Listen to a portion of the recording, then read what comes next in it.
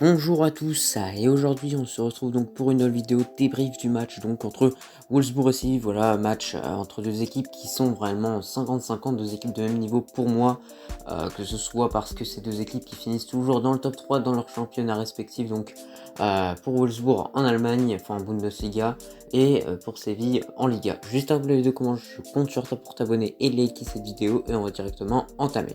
On va commencer avec le sommaire, je te l'affiche juste ici. On va commencer par les compositions, ensuite l'effet du match, dans la continuité, l'analyse qui va un petit peu avec l'effet du match, mes tops et mes flops, donc voilà, un par équipe bien évidemment. Ensuite, on conclura tranquillement. On débute donc bien évidemment avec les compositions, donc du côté de Wolfsburg, voilà, on a une composition qui a été un petit peu modifiée par rapport à la dernière composition face à Offenheim. Donc voilà, je suis supporter de Wolfsburg, je savais quel 11 il y avait face à Offenheim lors de cette défaite 3-1 qui a été complètement catastrophique ce match pour Wolfsburg. Donc voilà, on a cette défense qui reste assez stable, sauf que Brooks s'était suspendu à cause de son carton rouge reçu face à cette équipe de Lille. Donc voilà, c'est plutôt dommage, mais franchement Barno, ça n'empêche pas que c'est un très très bon défenseur. Sinon, on a une animation offensive qui change un peu avec l'arrivée de Stephen qui, du coup, va jouer en numéro 10.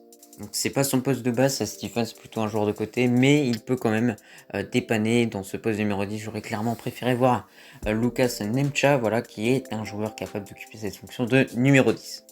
Côté Sévillan, on a une composition assez habituelle, voilà, le grand absent de cette équipe c'est Nisri, voilà, le joueur qui a mis tout simplement une vingtaine de buts dans cette saison 2020-2021 avec cette équipe du FC Séville.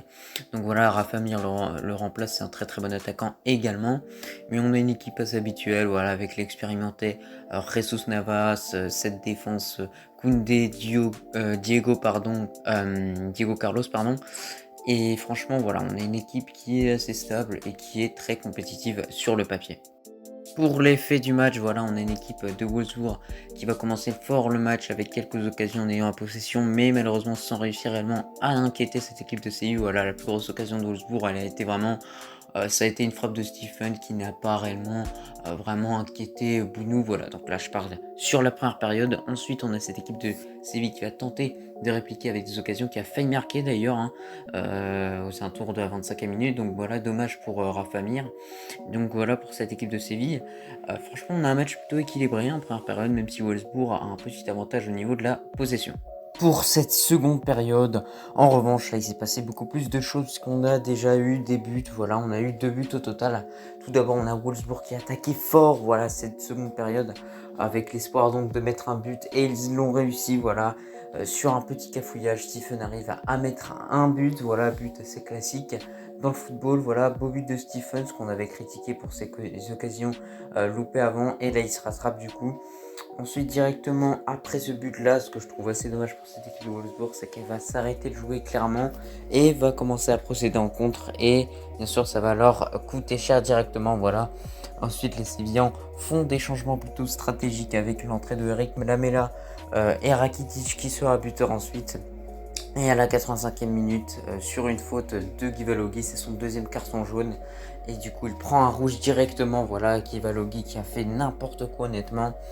Et du coup, le penalty a été mis donc directement par Rakitic. Et Wolfsburg perd un point important, enfin perd 2 points importants dans cette Ligue des Champions et compte désormais seulement 2 points. Pour l'analyse de ce match, pour cette équipe de Wolfsburg, tout d'abord, on voit clairement qu'il y a une équipe qui manque réellement de finition, voilà, qui a du mal en fait à se créer des occasions ou alors à faire cette fameuse avant-dernière passe avant le but en fait, réellement cette passe décisive. Voilà, on a Weghorst qui a loupé encore une fois, Weghorst qui franchement enchaîne les mauvais matchs avec cette équipe de Wolfsburg. Franchement, c'est assez décevant ce qu'on voit de la part du Néerlandais. De l'autre côté, du côté sévillan, on a une équipe qui a du mal clairement sans Nisri. Voilà, on voit que c'est vraiment un joueur très très important dans cette équipe de Séville, mais on a une équipe tout simplement qui a du mal en Ligue des Champions par rapport en Liga où ils sont beaucoup plus performants. Mais ça n'empêche pas qu'ils ont réussi quand même à bien défendre, voilà, face à beaucoup d'attaques de Wolfsburg. Et franchement, ils ont été maladroits les Allemands parce qu'ils pouvaient vraiment en mettre un deuxième, un but de 2 buts à 0 et ils auraient été réellement à l'abri. Pour mes tops et mes flops, je vais commencer par mon flop de Wolfsburg qui sera clairement Guy Valogi. Voilà, simplement pour la simple et bonne raison qu'il a pris un carton rouge et qu'à cause de lui, il a pénalisé l'équipe. En plus, il a offert un penalty à Séville. Ensuite, pour mon flop donc de cette équipe de Séville, c'est plutôt Lucas Ocampos en fait, tout simplement que je trouve qu'on n'a pas vu assez percutant, qu'on n'a pas vu assez offensif. On aurait pu évoquer Rafa Mir également qui n'a pas été présent dans les attaques de Séville. Voilà, il a montré peu de choses sur le terrain et c'est plutôt dommage parce que c'est deux bons, excellents joueurs.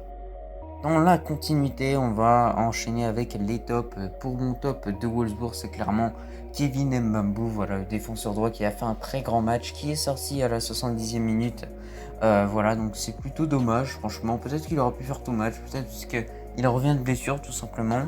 Donc voilà, il a décidé de prendre des précautions, Van Bommel, et de préserver Mbambu pour le choc face à Gladbach. En revanche, pour mon top 2 Séville, c'est clairement Koundé qui a été là et qui a clairement sauvé les Sévillans à plusieurs reprises. Bon voilà, on arrive à la fin de ce débrief. Je te remercie si tu es encore là et que tu as regardé le débrief en entier. Et moi, je te dis à la prochaine pour une prochaine vidéo.